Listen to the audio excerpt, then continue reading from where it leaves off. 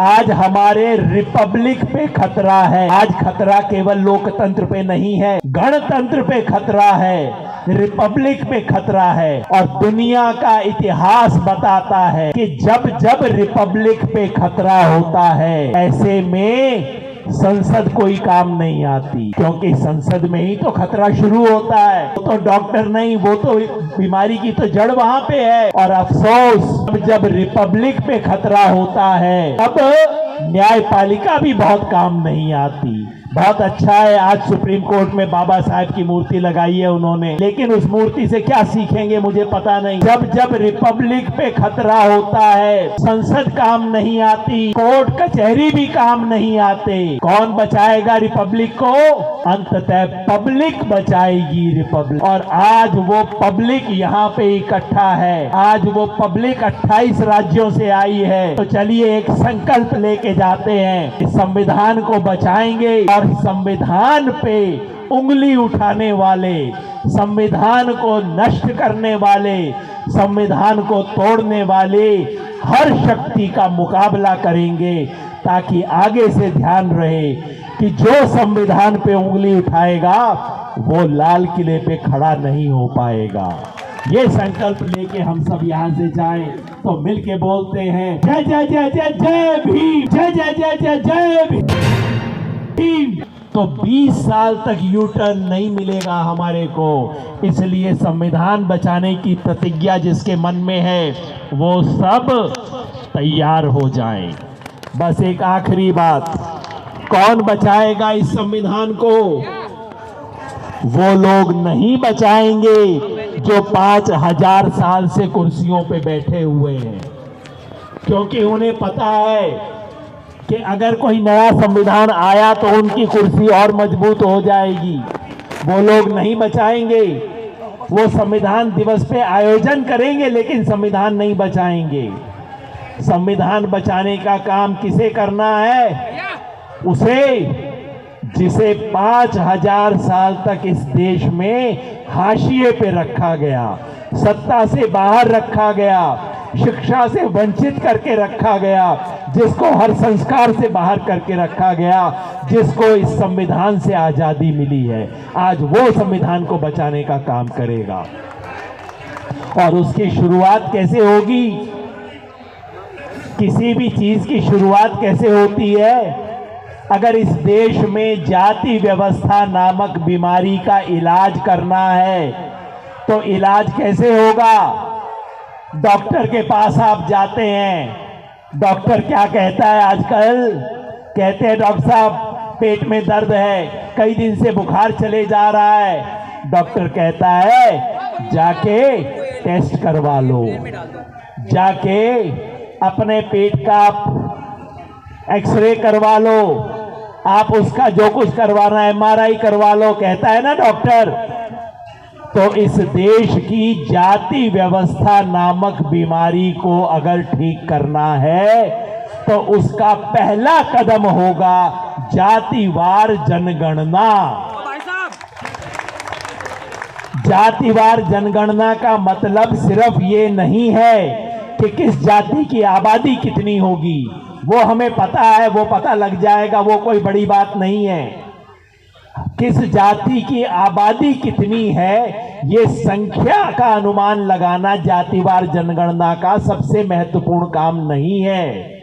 सबसे महत्वपूर्ण काम ये है कि ये बताएगी कि किस जाति में कितने शिक्षित लोग हैं, किस जाति में कितने अमीर हैं, कितने गरीब हैं, कितने ग्रेजुएट हैं, कितने घर में कार है, कितने घर में सरकारी नौकरी है, कितने घर में प्राइवेट नौकरी है।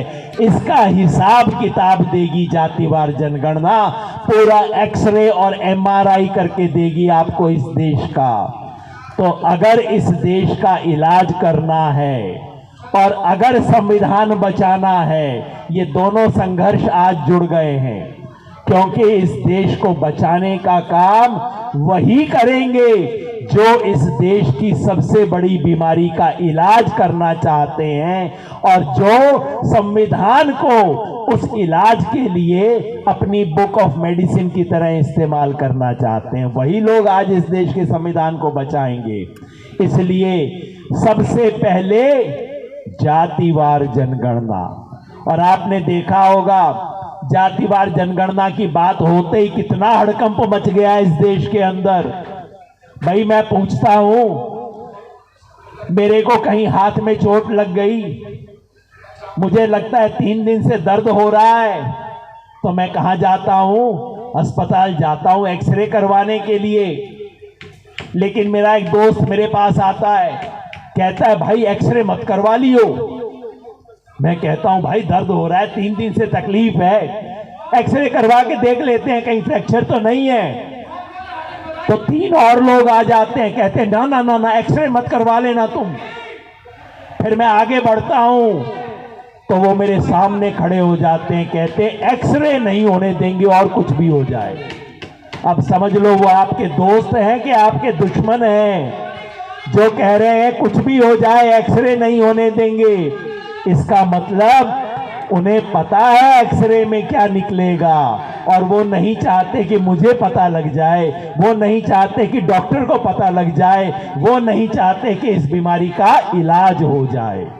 इसलिए जातिवार जनगणना हो, इस देश की ऊंच नीच की सच्चाई सबके सामने आए, जैसे बिहार में आ गई है। एक बात बिहार में बता दूं आपको, क्योंकि टीवी वालों ने तो ये भी नहीं बताया है कि बिहार की जनगणना से क्या निकला है। बिहार में जनगणना में पता लगा है कौन सी जाति की कितनी शिक्षा है। अगड़े समाज में एक जाति है जिसका नाम है कायस्थ, आप सब जानते होंगे। पुराने समय से उनको शिक्षा मिली है। 10,000 लोगों में से कायस्थ समाज के 1080 लोगों के पास एमएससी की डिग्री है, या एमबीबीएस की डिग्री है, या एलएलबी की डिग्री है, या इंजीनियरिंग की डिग्री है, या चार्टेड अकाउंटेंट की डिग्री है। कितनी? 10,000 में से 1080 लोगों के पास। और बिहार में एक और जाति है जिसको बोलते हैं मुसहर। दलित समाज की सबसे दलित जाति है मुसहर। वहां कितने बच्चों के पास एमएससी की डिग्री है, एलएलबी की डिग्री है, इंजीनियरिंग डॉक्टरी की डिग्री है? 10,000 में से एक के पास है। वहां इधर 10,000 में से एक, उधर 10,000 में से 1080। और ये लोग कहते हैं जाति व्यवस्था खत्म हो गई इस देश से। बताइए क्या ढोंग है, क्या पाखंड है।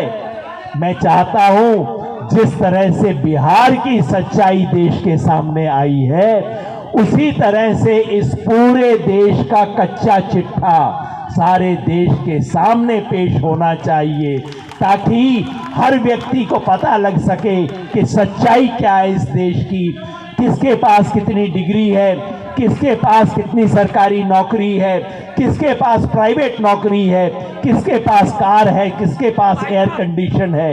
इसका सारा कच्चा चिट्ठा इस देश के सामने आना चाहिए, ताकि ये देश को बदलने की शुरुआत हो सके। तो और मैं बात नहीं कहूँगा, एक बार फिर आपको धन्यवाद दूंगा। देखिए, आज हमारे रिपब्लिक पे खतरा है। आज खतरा केवल लोकतंत्र पे नहीं है, गणतंत्र पे खतरा है, रिपब्लिक पे खतरा है।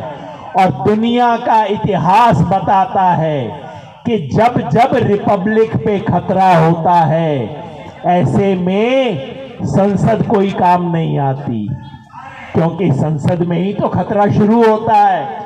वो तो डॉक्टर नहीं, वो तो बीमारी की तो जड़ वहां पे है।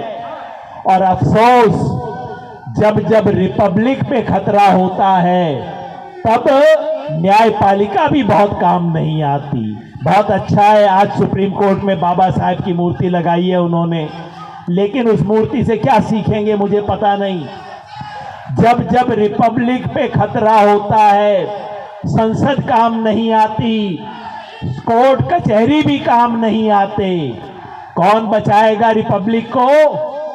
अंततः पब्लिक बचाएगी रिपब्लिक को। और आज वो पब्लिक यहाँ पे इकट्ठा है, आज वो पब्लिक 28 राज्यों से आई है।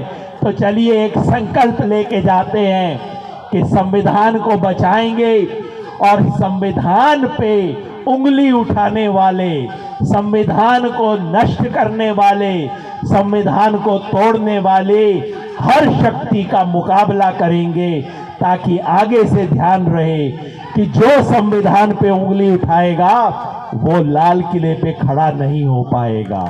ये संकल्प लेके हम सब यहाँ से जाएं तो मिलके बोलते हैं, जय जय जय जय जय भीम, जय जय जय जय जय भीम।